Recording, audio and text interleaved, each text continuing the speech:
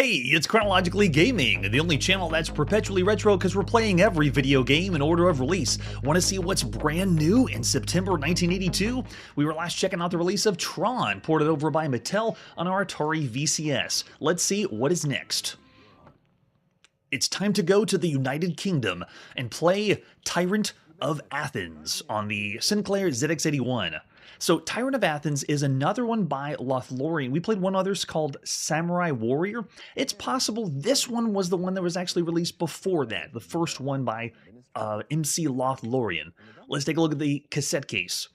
Tyrant of Athens. Now, if it doesn't scream strategy to you, hopefully it will by the time we boot it up. So you only need 16K for this one. Do we have anything else for Tyrant of Athens? Yes, we have. If you open up the whole sleeve, it tells you all about the game. The setting, your objective, how the game works. You have an opening phase. You have to tell your troops what to do, purchase food. You have a battle phase, and then criteria for success and failure. So there's it's a high-level strategy game, and we've already seen a few titles that are similar to this one. I'm actually not going to play this version of Tyrant of Athens because there's another one. There was also Tyrant of Athens on the Dragon 32. So depending on whatever computer you have in the United Kingdom, you could also have gotten it on this one, and it should look about the same. All they did was replace the sticker with the Dragon 32 sticker. Hopefully you got the 32K of RAM in there, and then but that's not the version I'm going to be playing either. Because it really doesn't matter what flavor or computer you have of Tyrant of Athens, they're all pretty much the same. We also have Tyrant of Athens on the Sinclair ZX Spectrum. This is the one we're going to check out. Because it doesn't matter which one you play. When you play one Tyrant of Athens, you played them all. Let's take a look at the box of Tyrant of Athens. There we go. Lothlorien, you only need 16K on your ZX Spectrum to play. And there's the cassette tape we're going to pop in to play Tyrant of Athens. I know, right? It does sound like something Tolkien should sue for. All right, so this one has several variations of versions. Let's just pop in that cassette tape and play Tyrant of Athens by MC Lothlorien at sometime in September 1982. Essentially, you'll get no music if you play this on the ZX81, and it will have a slightly different color scheme, but it's the same game. Oh, refer to the written notes. We should do that. All right, what does the written note say? All right, so we have a homemade manual. This is essentially the inside sleeve of what you would have gotten. The setting is Athens in the 5th century BC. You're best by hostile armies and fleets of other powerful Greek city-states, as well as the vast Persian Empire. And your empire is to survive as long as enough to turn Athens into the most feared state in the Mediterranean by building warships, training troops, fighting battles by land and by sea. And so the inside sleeve pretty much explains what you need to do in the game. This is a one-player only strategy game, though. So this is how it starts. It's a turn-based affair. It's now going to ask us with how many people or how many troops do we want to hire up. I'm going to go ahead and go with 300. You can see we can choose 666 if we wanted to. The Mark of the Beast. And then now it's asking how many warships we want. Let's go with 15 warships. I'm essentially just doing its command, based, like you select from a series of commands and then go from there. How many merchant ships do we want? Let's go with 6. Shows us the cost at the top of the screen. And then that is our allies. We have none right now, so I'm going to say 0. No one's allied with us. And then we can set up our food that we want. Let's go ahead and go with 6,000 for that one. And then for the rest of it, let's go big. Let's go 15,000. You got to pay those troops. So we're essentially making the decisions we want. And now it says there's an Ionian fleet approaching with 104 ships. We have, for merchant ships, we have 150, so do we want to fight? Let's say no. We won't fight the Ionian fleet. We're getting close. The enemy demands a tribute of 500 talents, 2,000 units of food, and 3 merchant ships. So it's going to take that all away. Since we didn't fight, we have to pay tribute instead. Oh, now it's Persian armies approaching with 11,000 men. Okay, so we got 16,000. I think we can take them on. Let's go ahead and say yes. How many men do you want to use? Let's try 15,000 and see if that would take out the Persians. Now, here's where it switches to the battle mode, and it's all randomized. There you go. Athenians, we're on the left, Persians on the right. And this is the battle mode. I'm not doing anything to control this. You just let it play out and then see what happens. So it's rolling the dice now. And we've been defeated. I thought we had more troops, but it's still going to be rolling the dice for you. Disaster. Insufficient funds to pay tribute. Many of your people are sold into slavery. So, just a terrible, terrible end. So you can see what the game's familiar with. There's other titles we've seen. One of the very first ones we ever saw on the show was Santa Peravio and Formaggio. It's based on Sumer variants, or the mainframe Sumer games. And then we've also played other ones like Warren's World, Lost Colony, and then more recent ones that we've seen on the show were Viking, and then the one we just mentioned that was possibly first, or not first, by Lothorian, which was Samurai Warrior. That was pretty good. But all you're doing is selecting options from a command and then determining if those options were the best choice or not the best choice.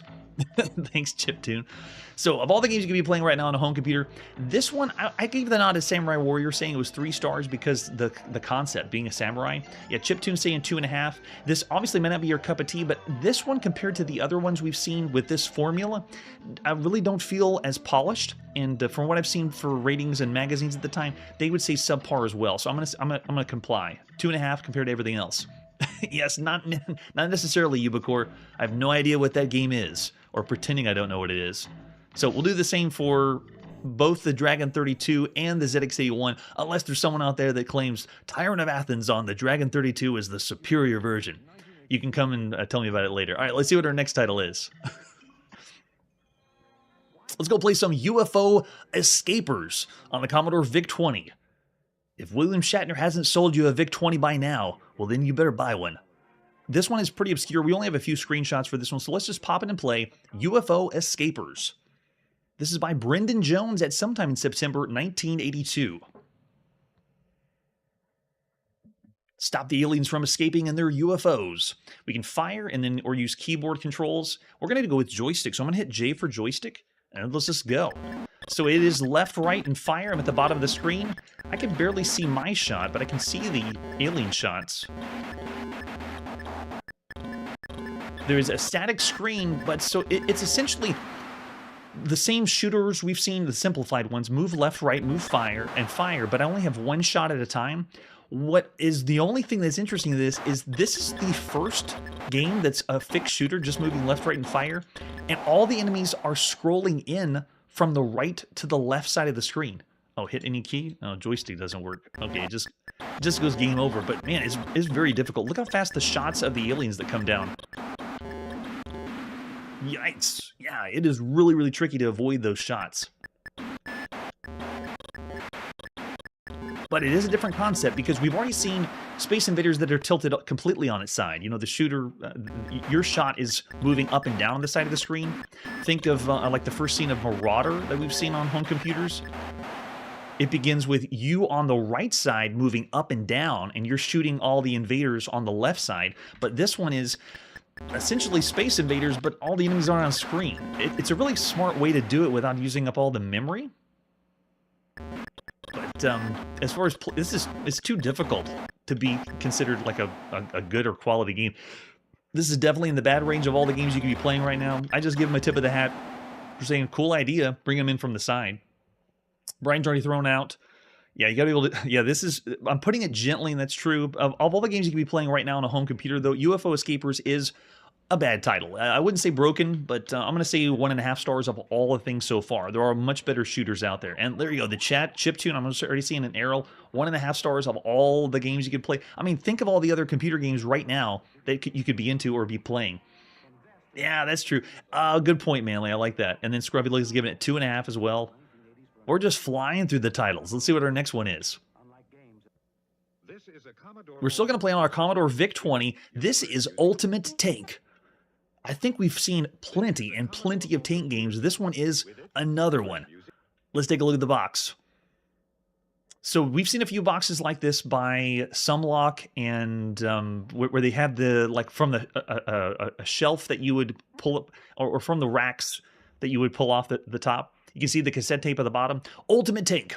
1 or 2 players battle spiders and giant space eyes. Tank appears stationary while terrain moves for an inside the tank feel. I don't know exactly what that means, but we're going to find out. Multiple skill levels requires 3K or 8K expander. We got the 8K expander for our VIC-20, and you can use joystick and then keyboard control for number 2 is what it says. This is the idea what I've seen in magazines for the time for Ultimate Tank. And it says it's only 17 bucks here. 1 or 2 players buy. Okay, it's the same thing that's on the front of the box. So the ad has nothing different. It says Little Wizard Distributing was for this one, and I think it was released in another way too. So it's a little harder to come by. Yeah, I'm already interested as well. It already looks good. There's no the wizard has nothing to do with the game. It has to do with Microfin is where that's coming from. All right, let's pop in and play some Ultimate Tank. This is Little Wizard Distributing, published by Microfex at sometime in September 1982. And I'm going to speed us up to go, right into it. Okay, it's going to ask what level of difficulty we want to play. We're going to do level 1. How many players do we want? I'm going to select 1 player right now. And then it has peak. In other words, how much are you want to be able to see all the other enemies? So I'm just going to say 1, which is the easier difficulty. All right, now we're in the game. I am on the far right side of the screen. I'm going to let the spider come at me. So you can see we have an energy display, how many mines are there, and we can drop mines if we want to. Now, every time that I turn the tank, the entire world moves around the tank. So it is the world moving while the tank, I guess if you move forward, now it's scrolling. So it is working like a pseudo scroll on the screen, but you notice whenever I want to turn left and right, it moves everything, which is a little jarring for all viewers, but when you're playing the game, it makes more sense. So we see we need to destroy giant spiders. I'm going to make my way over here, and I got shots that I can blow up the trees. Yeah, they turn into black charred remains, which is kind of cool. And then right here, the blue is going to replenish our energy and fuel for shots. So every time you move around, you can see the energy is going down. And I haven't used mines yet. Mines is a keyboard command. So as far as the way the game is controlled, it's a little interesting. It's not controlling like the usual tank variants we've seen. It still is, but we've seen smoother ones programmed in machine language. This one's still it's moving tile based. But there's one thing this game has compared to anything else we've seen that we've never seen before. Where are these spiders coming from? I feel like they're being generated. They're just coming after us. So you can see I raised my energy up going through the blue part. And it also looks like we're getting like code or jargon, just garbage on the side of the screen. I'm not sure what that is. It's very strange. Chiptune's already wanted to kick it into the sun. I know, yeah, the magic bullet, it doesn't really do too much. The other thing that's strange is, where's the sound? I'm firing off shots, and I got nothing. Uh-oh, energy's going down. We got to get to the... There we go. So energy came back. We're just destroying spiders. If our energy does go down below 0, then we'll die. And you can see at the top of the screen, it's showing when the wave we're on, wave 151. But it is strange that there's no sound. So don't adjust your audio. It's not displaying anything. And then whenever you do die, it gives you a whole view of the map where we were. You can see the spiders are over on that side. So this gives you a kind of a broader spectrum of what the map is. So this by itself, I would have given this 1.5, maybe 2 stars. So I'd be around the bad range for what we've seen right now. I know that the turning is very disorienting, especially if you're watching the show. So now let me show you something else though. What this really has going for it, I'm going to pop in the cassette again and play. I know it's interesting, but here's what makes this game truly unique. I'm going to go with same skill level. Now I'm going to go 2 players, and I'm going to do the same level of peak. Now check it out. The reason why it showed one side is because this is a 2-player split-screen tank game. And you can play with, the second player is going to be controlling it with the keyboard to move around. And they move the same way, so their screen's on the same. If you look down the below, we have a small compass showing us the direction of where we are on the map. And you can see I'm moving in real time on one side of the screen while the other player is moving on the other side. Ladies and gentlemen, this is the very first 2-player cooperative split-screen video game we've ever played. And by cooperative, I don't mean same time. I mean we're working together, me and the other player, to destroy the spiders.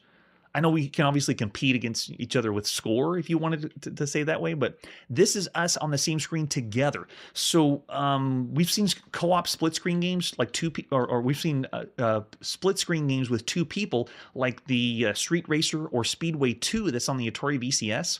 but that one's not. It's completely competitive. And then we've also seen bowling on the Inserton VC 4000, which is a home console, and that's still competitive. It's bowling, you take turns. But then we played Nautilus, which was on the Atari 800. That was competitive split screen, where it is independent. You're able to move independently, but this is the very first time you and a friend are on the same screen, split screen, working together for a common goal. That's what this game has going for it. So while you can complain about, the way it's presented, the tile-based or slow movement, it is very impressive that this is the very first game we've ever seen where you and a friend are working together or able to play together on the same screen at the same time. And to put another jank cog into the equation, the second player has to use the keyboard. So you can't even plug in two VIC-20 joysticks to play. Which is a little tricky because I'm not familiar with if the computer had the ports for two. Well, actually, I think some of the later models did, but you play on the Atari home computer. That one has 4 ports in front, but on the VIC-20, you had less options for controllers. So I'm just going to stop there. We don't have anybody else that would play on the keyboard with me anyway. But I want to say because of that, being the very first game, I have to say above average. Almost like when we played Combat. The very first game that we ever played that had the ability to connect 2 different computers together, like with a telephone line. And that was only text, sending signals back and forth to play the tank game. There wasn't even graphics for that game. But I said because of the originality of it, I said 3.5 for that one. I'm going to say the same for Ultimate Tank. It's an above average title. If you think of everything right now you could play on any home computer. Yeah, Richard's saying cool concept. I love it. Manly's with me on the 3.5. So yeah, it is a little rough around the edges, but because of that gameplay, I got to go 3.5. It is above average. It's pretty cool. All right, let's see what our next game is. It's time to play Venture on our Atari VCS. Venture is one we've already seen since 1981 in the arcades, and then it was later ported to Colecovision we saw last month, and here it is on our Atari VCS. Looks really similar to the ColecoVision. They just slapped a little sticker that says it's for the Atari 2600 VCS. So they are starting to officially call it the 2600. So cool. Does this mean you can take the cartridge and plug it right back into your ColecoVision with that expansion? Because you can play Atari VCS on it. All right, let's flip it over on the back. Here's where you play. We're playing as Winky. Winky returns. The heroic adventurer is off to claim treasures that lay hidden in the dungeon. In each chamber lies valuable prize protected by dangerous monsters. Winky must ward off the monsters with a bow and arrow to obtain the treasure. Use the joystick to maneuver them through halls in each chamber. So it's essentially what we've already played on the ColecoVision at home. And we're going to see this later on the Intellivision, I believe, sometime in 1983. All right, what else do we have for Venture? Man, I love it in the arcades. 5 stars in the arcades, 5 stars on the ColecoVision. Let's see what it's like on the Atari. Here's what you would have seen in magazines at the time. Exclusive licensed arcade cartridges. And you can see all that stuff for ColecoVision. Donkey Kong, Venture. We haven't seen Mousetrap yet, or Turbo, or Carnival, or Ladybug. But we're going to see those soon. And this would be the poster that would have been in shops at the time. A Bold Treasure Hunt. And there it is. You actually have the screenshot of what it looks like on the Atari. Because that commercial that's playing in the background, that's the ColecoVision version of the commercial. I know, right? I don't think so. I think this is, after we see the Intellivision, that's the last port. No. It was only on consoles. All right, so there's the cartridge we're going to pop in on our Atari. It looks kind of like a ColecoVision cartridge. Pretty cool. And then some screenshots for you. We also have the manual for Venture. I'm not going to go through too much detail because this manual is really similar to the ColecoVision, and I'm going to point out while we're playing the differences between this and the Coleco port. Winky is in the dungeon. To get ready to play, there it is. TV set, check. Atari 2600, check. Put the cartridge in, check. Then turn it on. They even break down the, oh, look at this. There it is, the RF switch in the back. I'd still be playing on RF. So here's how we use our controls. The control stick moves the direction you want Winky to move, and then press the red button to make Winky fire in 8 different directions. You can choose your skill levels, and they don't do the usual game select switch. This is using the skill select switch, the A and B, which means how do you do this on a Sears system? Because I don't think the Sears system has the difficulty switches. And then explains up here, we have an example of a screenshot right here above my head showing you, the hallway and chamber. You start off as a small pixel, move into the room, and then the room gets bigger. We've already seen this on the arcade and at home. Okay, yes, yes. If it does, please tell us when we start playing, Bardo, man. Thanks for not spoiling. All right, so to capture the capture treasure, you move Winky into one of the chambers, and it contains treasures and hazards. Once you're in the chamber, you can shoot arrows at monsters to defend yourself. Remember, in order to score points for shooting a monster, you have to get the treasure in that chamber. So there's no points for getting monsters. Very cool that they put that in the game. I didn't point that out in the arcade, that this is one of the first games that shooting things or killing things doesn't give you any points. It's only about the treasure. And then there you go. They give you an example of a zoomed-in room over there on the far side. If Winky stays too long in any chamber, the Hall Monster, yes, he's coming back. Going to take us out, just like Evil Otto or Evil Evan. Once you get the treasure, you can leave a chamber and never return. And then you go deeper in the dungeon. Now, does it tell us here the differences? It does not tell us. And there's the points over at the top right. You receive 4 Winkies per game. And then, as usual, ColecoVision says, there's more than just this manual. You should discover more in the game and have fun. All right, so this had a few versions. It was released by CBS Electronics in Europe or PAL regions, and then it was also released later by Atari. We're going to pop in and play the first one. This is by Joseph R. Beale of Coleco Industries, brought over by Exidy, and later published by Atari at sometime in September 1982. So as we begin this, if I push the game select switch, nothing happens. If I push option, nothing happens. It just goes, the only way you can change the difficulty out is if you're switching off the difficulty switches on your Atari VCS. All right, let's go ahead and hit reset and go. Oh wait, it started us on the second level. Let me try a different reset. Okay, yeah, I think they did do the switch. There we go. I wanted to start from the beginning because this is the first map you would see. All right, I'm beginning as a small pixel down the bottom. Let's move our way into the room. Yes, so Winky moves. Oh, we got a little bit of flicker, just a little bit. Not nearly as insane as the other flickers we've seen on the Atari VCS. I'll go ahead and grab our treasure, and I don't think we don't need to kill everyone. Just leave. Control-wise, feels very smooth. Got 8 different directions to move, 8 different shots. Let's move to the next room with the skeletons. One of the first things I noticed that's the biggest between this and ColecoVision is the lack of music. The tunes are gone. Where's the tunes, man? It's all quiet and silent. We get our points from our treasure. Ubicore is already bored. There's the wall monster. Wall banger. Wall monster, is that what it was called? All right, we won't let Evil Otto come after us. All right, let's head to the next room. The other thing, too, is it's not coloring them in. We have to remember what room we've completed.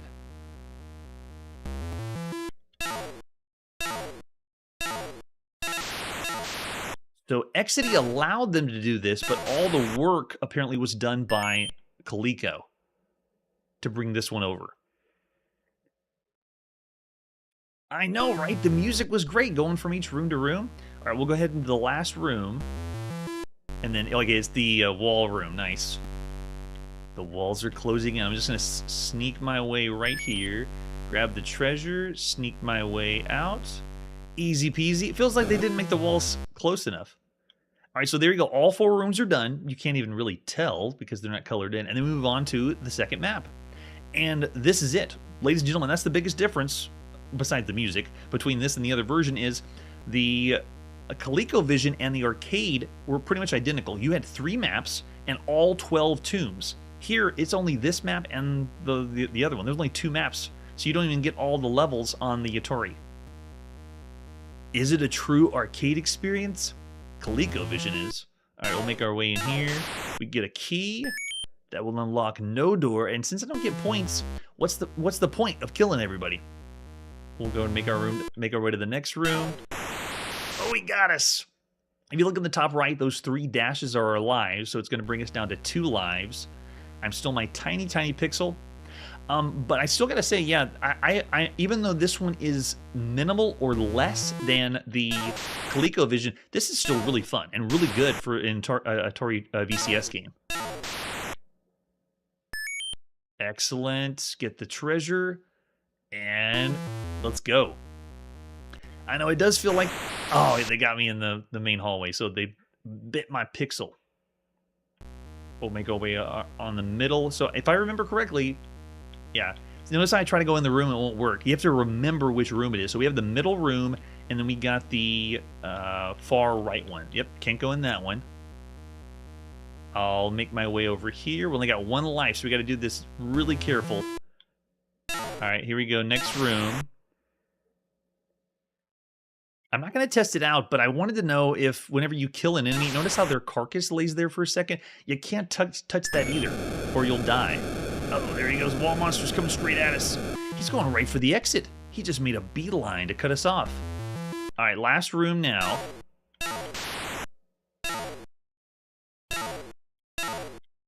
So I was blown away at how well the ColecoVision version was done.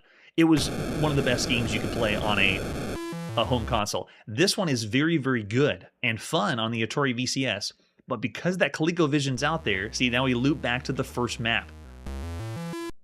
And then it's going to get progressively difficult or automatically, oh, it did it. When you touch the carcass, you die. So you have to make sure to wait for it. But still love the concept of the overworld map, and from the overworld you go to a smaller one. That's one of the big reasons the arcade version was so cool. And then soon after that, we saw a game called Route 16 that did the same thing but driving. It was like Rally X and Venture mixed together. So I love that. Flipping the screen from one to the other, like it feels like you're exploring or going to something bigger. Also notice the Atari isn't giving me an arrow. It's a single pixel. I don't have a true arrow to take it out. All right, I'm just gonna sneak by. He's not gonna cooperate. Yeah, time's a wasting. The wall monster's coming for us. Oh, that's a good point, Charlie Chuck. Yeah, the control on the Atari VCS, I would much rather prefer that one compared to the ColecoVision controller. All right, let's see if we can make our escape, or they're going to give us problems. So Charlie's already thrown out 4.5. I see Brian saying 4 and Manly saying 4 of all the games so far. Now, because of the other games we've seen for home consoles, I wouldn't consider this one of the best games you could play on a home console, and that'd be our 4.5 or 5-star range. Is that our last life? Yeah. And whenever you die, then you're pretty much done. So there you go. That's Venture, a quick taste of what you would be playing brand new on your Atari VCS right now.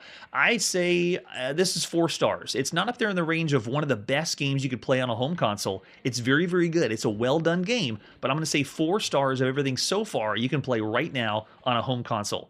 Yeah, 4. Yeah, that's true. It is very cool, Ubicore. Yep. And for Atari, it is very well done. If we were going to do this based on everything you can play right now on the Atari, it's impressive. This is programmed very well. Oh, that's true. Yeah, and you can take. I wish you could take the ColecoVision game and play it on your Atari with that controller. But I'm sure there's adapters right now you could play. Yes, definitely. Really, really fun though. Great port and very well done. All right, it's time to put the video game playing on pause and tune in another day. Hit the break key, hit escape, whatever computer you're running on or whatever console you're running on. Tune in next episode for another new release by Apollo for your Atari VCS and a roguelike on your IBM PC. That's it for today, and like I always say, every video game can be an adventure. Hey everybody, thanks for checking out the channel and joining me on my quest to play every single video game in order of release. We'll be streaming live every weekday at 9 p.m. Central, so join us and let us know if we missed any games along the way. This video would not be possible without Launchbox, RetroArch, and MAME. Tell all your friends there's some crazy guy named Chronologically Gaming trying to play every single video game. We have links down below that'll send you to places like our Discord and Patreon, and one that says all the video games we've ever played. If you go there, it's a list of everything, and you can click right to the game you want to see. Chronologically Gaming is the name to look for. We are Perpetually Retro, and we will catch you next time.